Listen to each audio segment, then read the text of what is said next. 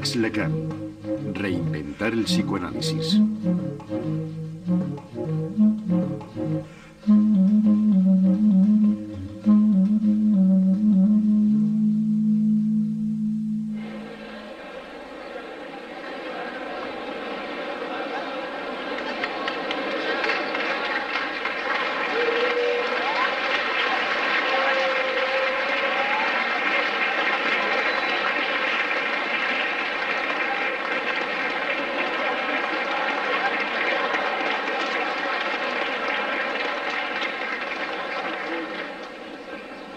On entend?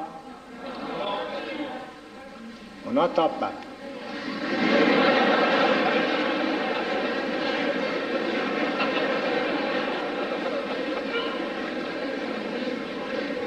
Et comme ça, entend-on. Ça va pas? Dites, ça va? Alors, la cravate, donc, était un obstacle. J'ai jamais la moindre intention de faire une conférence, mais j'ai un enseignement. J'ai fait ça pendant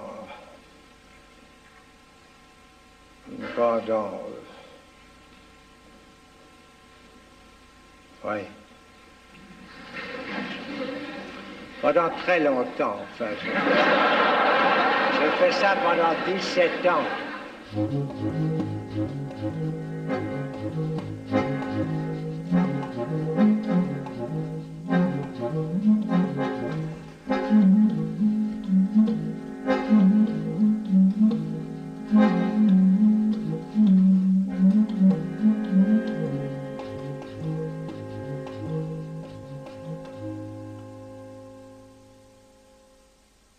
Freud pensaba que el psicoanálisis era una revolución del espíritu que debía sacudir la conciencia del mundo. Consideraba el inconsciente como un depósito de fuerzas de pulsión que se hallaban constreñidas en las profundidades biológicas del alma. Explorador del artificio de la palabra, Jacques Lacan fue el único heredero de Freud que abandonó este romanticismo de la ciencia procedente de Darwin para revelar el carácter subversivo del psicoanálisis.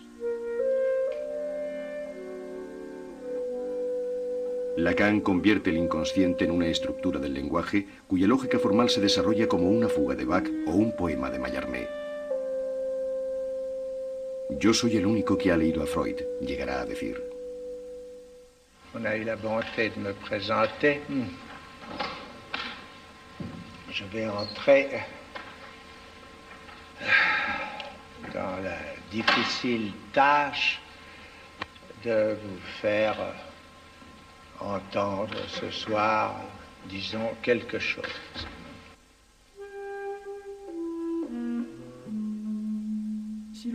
Para entender realmente el paso de Freud a Lacan y la importancia del psicoanálisis en Lacan, hay que darse cuenta de que supuso una reconstrucción total de los conceptos, como por ejemplo el concepto del sujeto. ¿Cómo caracterizar el sujeto en el momento en que aparece claramente en la doctrina lacaniana? En el fondo aparece a partir de varios elementos. En primer lugar, el sujeto es lo que debe ser pensado en la construcción del yo. Porque antes de teorizar a fondo sobre el sujeto, Lacan se interrogó primeramente sobre el yo. Pero en Freud, el yo es un concepto sin mucho misterio. Es el sistema percepción-consciencia. Mientras que en Lacan, bajo influencia filosófica, como podríamos ver, en el momento del célebre escrito sobre el estadio del espejo, el yo es el resultado ¿de qué? Del otro. Es decir, que mi yo es esa imagen de mí mismo. Es un yo especular que se refleja en el espejo del otro y que me es devuelto, por explicarlo de una manera sencilla. ¿Y a quién es devuelto? Pues a algo bastante enigmático que pronto se llamará el sujeto. De modo que el yo es esencialmente ilusorio o lugar de ilusión.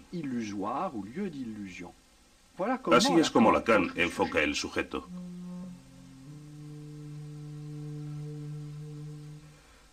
El estadio del espejo Es el momento durante el cual el niño, entre los 6 y los 18 meses, anticipa el dominio de su unidad corporal por la captación de su imagen en un espejo.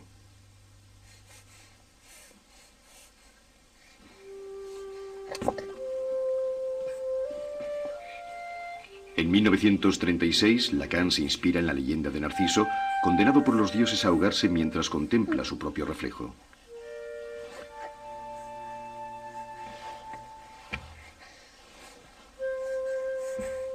Cuando el sujeto reconoce al prójimo, alcanza la socialización y se desprende del mundo interior centrado en el yo.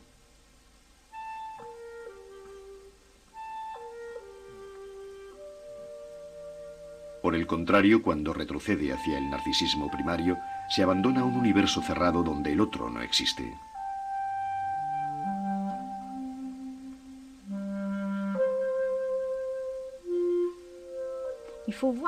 Hay que contemplar la aportación de Lacan como un cuadro moderno. Lacan ya no representa el universo clásico de las imágenes, sino el universo de la pintura moderna. Es la pintura de Picasso frente a la pintura clásica. La nariz se ha desplazado, los ojos se han movido, las imágenes están fracturadas. Toda la modernidad está representada, mientras que Freud representa una imagen mucho más clásica del sujeto. Precisamente por eso podemos relacionar a Lacan con el barroco. Todo está deformado. Es como si fuera Freud, pero desmesurado.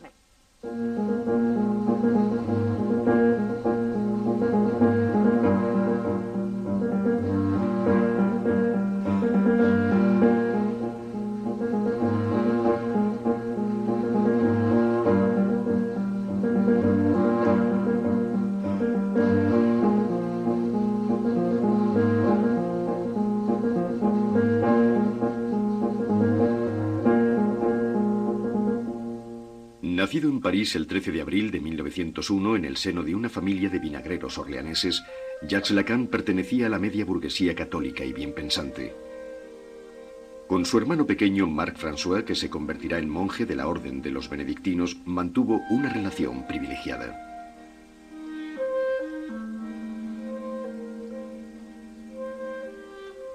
Durante sus estudios en el colegio Stanislas se inicia en la obra de Nietzsche y de Spinoza, y más tarde rechaza el catolicismo.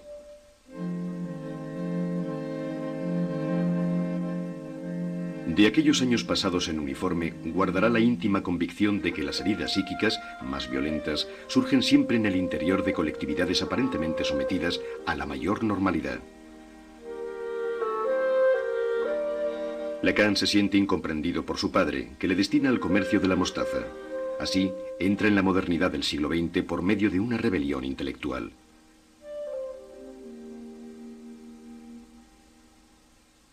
Deseoso de explorar la raíz de la locura, cuyas sombras había percibido en su propia familia, se orienta hacia la psiquiatría. En el hospital de Saint-Anne se enfrenta al sufrimiento de un asilo y se apasiona por la paranoia, una forma de locura tan coherente que Freud la comparaba con un sistema filosófico.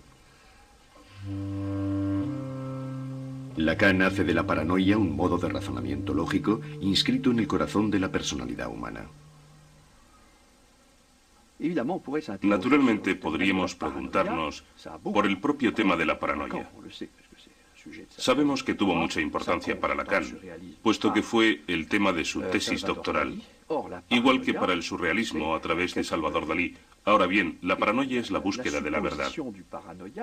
Y la suposición del paranoico es que a pesar del desorden de las apariencias, en alguna parte se esconde una realidad de cuya existencia está plenamente convencido y que confiere sentido a todo lo que ocurre a su alrededor.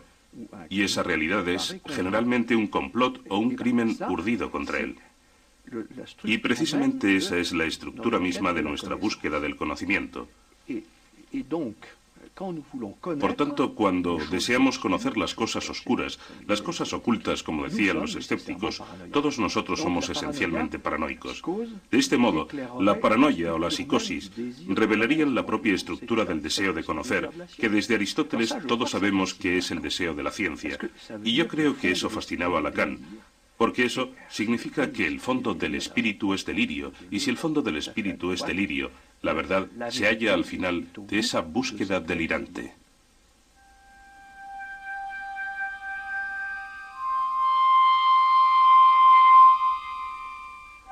En 1930, los psiquiatras de su generación, marcados por la expansión del psicoanálisis, se interesan tanto por el estudio del delirio como por las aptitudes pasionales de las mujeres histéricas.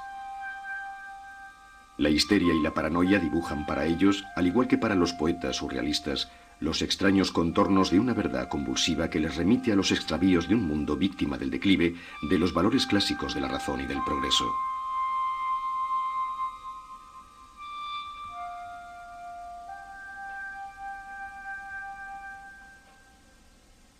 En 1932, Lacan publica su tesis de medicina dedicada al estudio de un caso de paranoia femenina.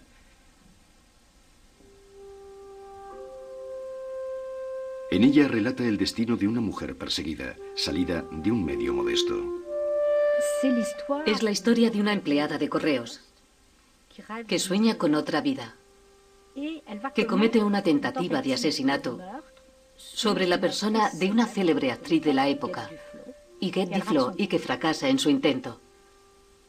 Después del intento de asesinato de Huguette Duflos, de aquella actriz de teatro, Marguerite Pantin, Marguerite Ancier, el caso Aimé, es internada en el hospital de Saint-Anne, y de allí se la confía al cuidado de Lacan, que aún no es psicoanalista, sino psiquiatra, y él va a hacer una descripción fascinante que interesará a todo el medio psiquiátrico y literario de la época. Y esta mujer, en el fondo, lo que Lacan muestra en esta historia de paranoia de autocastigo es que al atacar a la actriz, ella estaba atacando su ideal del yo, aquel con el que más se identificaba. Al año siguiente, en 1933, las hermanas Papin, sirvientas en la ciudad de Mans, asesinan salvajemente a su señora. Como en el caso Aimé, Lacan muestra que el verdadero móvil del crimen no es el odio de clases, sino la estructura paranoica a través de la cual un sujeto ataca el ideal del amo que lleva dentro de sí.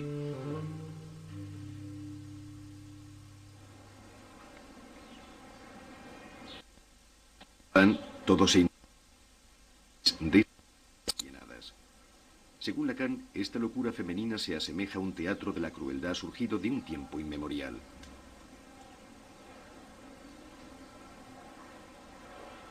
Es la manifestación contemporánea de una tragedia clásica, revisada y cotidiana del amo y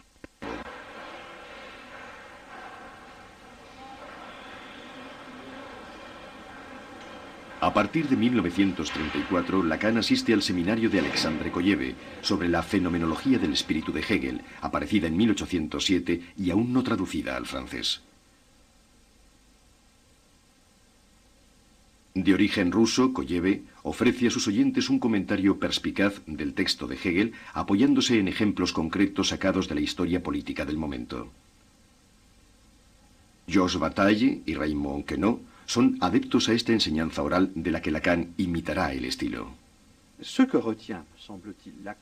Lo que al parecer Lacan retiene de las lecciones de Kolleve es la insistencia con la que es el sistema hegeliano en función de la dialéctica entre amo y esclavo.